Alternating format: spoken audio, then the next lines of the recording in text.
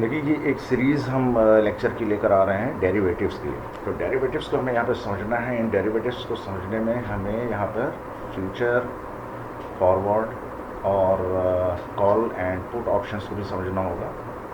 तो हम यहाँ पर आते हैं डेरिवेटिव्स में। डेरिवेटिव्स में बेसिकली हमारे पास में होता है फॉरवर्ड कॉन्ट्रैक्ट। हालांकि फॉरवर्ड कॉन्ट्रैक्ट अब ऑब्सोलीट हो गया है और इसको हम स्टॉक्स में यूज़ भी नहीं करते हैं, because it is first of all it is non regulated and there is no legal intermediary between two parties. तो इसका कोई रेलेवेंस ऐसा नहीं है। करेंसी में फॉरवर्ड कॉन्ट्रैक्ट ज़रूर अभी चल रहा है। फिर उसके बाद में आता है हमारा फ्यूचर कॉन्ट्रैक्ट। फ्यूचर कॉन्ट्रैक्ट में हमारे जो स्टॉक की ट्रेडिंग होती है वो रेगुलेटेड होती है और लॉट साइज़ में होती है and it is bit expensive and very very risky. फिर हमारे पास में आता है जो भी हम यहाँ पे डिस्कस करने जा रहे हैं, ये कहलाता है आपका ऑप्शन। तो ऑप्शन कॉन्ट्रैक्ट जो होते हैं ये दो टाइप के होते हैं। एक होता है कॉल और एक होता है पुट। कॉल को हमने यहाँ पे नाम दिया प्लस, पुट को नाम दिया हमने माइनस। और यहाँ पर हम एक्सरसाइज तब करेंगे जब प्राइसेस आर गोइंग अप। जब प्राइसेस अपवर्ड ट्रेंड हो, उसमें बुलिश ट्रेंड दिख रहा हो और आपने कॉल ऑप्शन को बाई किया हो, then only you are about to exercise, because you had option to exercise. There is no obligation to exercise. And same way in the put, if the prices, if you have bought it and you find the prices are going down, bearish trend, and you have purchased a put option, then only you will exercise, otherwise you will let it lapse. जब आप lapse कर देंगे इस option को, तो वहाँ पर आपका जो सिर्फ लॉस होगा वो होगा आपका प्रीमियम का लॉस होगा और बाकी कोई लॉस आपके नहीं होंगे। और आपका जो स्ट्राइक प्राइस है और स्पॉट प्राइस है, इसको हम आगे बात करेंगे अपने दूसरे सेगमेंट में, दूसरे सीरीज़ में। तो अभी हमने जो बात किया ये फॉरवर्ड कॉन्ट्रैक्ट है। फॉरवर्ड कॉन्ट्रैक्ट का खैर स्टॉक में कोई रेलेवेंस नहीं है, लेकिन हमने यहाँ पे लिख दिया क्योंकि डेरिवेटिव्स का एक पार्ट है। फ्यूचर कॉन्ट्रैक्ट हो गया। फ्यूचर में हमारे पास में जो ट्रेडिंग होती है वो लॉट साइज़ में होती है और ऑप्शन में भी लॉट साइज़ होता है, but this is bit cheaper and very very popular among the investors because of its investing uniqueness.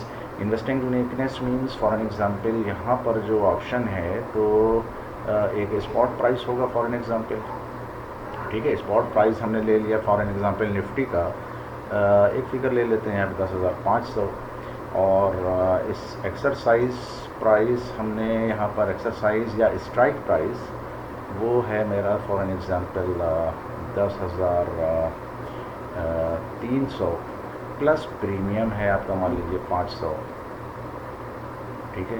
इसको हम 11,300 कर देते हैं, क्योंकि हम दिखाना चाह रहे हैं कि आप यहाँ पर एक्सरसाइज करेंगे या नहीं करेंगे। तो यहाँ पे चल रहा है ये आपका जो एक्सरसाइज प्राइस है 11,300। अब अगर इसके ऊपर जाता है, अगर ये मार्केट प्राइस, स्पॉट प्राइस, ठीक है, then only you will exercise it, otherwise you will lapse your premium amount which is only 500। तो this is what is known as the exercise price of the strike price and this is the premium which is only loss lapse if you are not exercising it. अब मान लीजिए कि 10,500 तो ये spot price चल रहा है और आपका जो स्ट्राइक प्राइस है for an example, strike price है 10,100। तो स्ट्राइक प्राइस से था, अब स्ट्राइक प्राइस के ऊपर जितना भी ये जा रहा है, ठीक है, ये आपका जो है ये आपको प्रॉफिट देगा यहाँ पर। If it is a call option, if it is a call option only, then only you are about to gain something। तो आपको जहाँ पर जो 400 का गेन मिल रहा है, लेकिन मान लीजिए कि अब आपने यहाँ पर 200 रुपये प्रीमियम भी पे किया हुआ है, तो आपका जो कट ऑफ प्राइस है,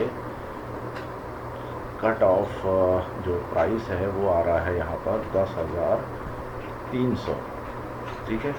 लेकिन तब भी यहाँ पर आप देखें तो आपको 200 रुपये का जो उसका स्प्रेड है वो आपको प्रॉफिट देके जा रहा है। तो आप अपने ऑप्शन को, कॉल ऑप्शन को यहाँ पर एक्सरसाइज कर लेंगे और आप अपने प्रीमियम को यहाँ पर लैप्स नहीं होने देंगे just because you are gaining some profit. Put option में इसका वाइस वर्सा है, जो हम अगले सेशन में बात करेंगे। और दूसरी चीज़ I will also explain that what is the meaning of, क्योंकि ये भी जानना बहुत ज़रूरी है कि प्रीमियम, तो एक चीज़ आपने यहाँ पे फाइंड आउट कर लिया, फिर आपको स्ट्राइक प्राइस क्या चीज़ है वो भी हमने आपसे डिस्कस कर लिया। अब यहाँ पर जो सबसे इम्पोर्टेंट पॉइंट आता है वो आता है आपका ये जानना कि आपकी जो इंट्रिंसिक वैल्यू है वो क्या है, जिसे हम बोलते हैं IV. IV is known as the intrinsic value of an option, whether it is a call option or put option, this is a different matter, but how to find out the intrinsic value। Intrinsic value find out करने के लिए आपके पास में spot price की जानकारी होनी चाहिए। Spot price आपको मालूम होना चाहिए। स्पॉट प्राइस यानी मार्केट प्राइस क्या चल रहा है, और आपका जो स्ट्राइक प्राइस है वो क्या चल रहा है। अगर आपको ये पता चल जाए तब आप इंट्रिंसिक वैल्यू फाइंड आउट कर सकते हैं। इंट्रिंसिक वैल्यू आपने अगर फाइंड आउट कर लिया तो आपको उसकी जो टाइम वैल्यू है, time value of an option, ये भी पता चल जाएगा।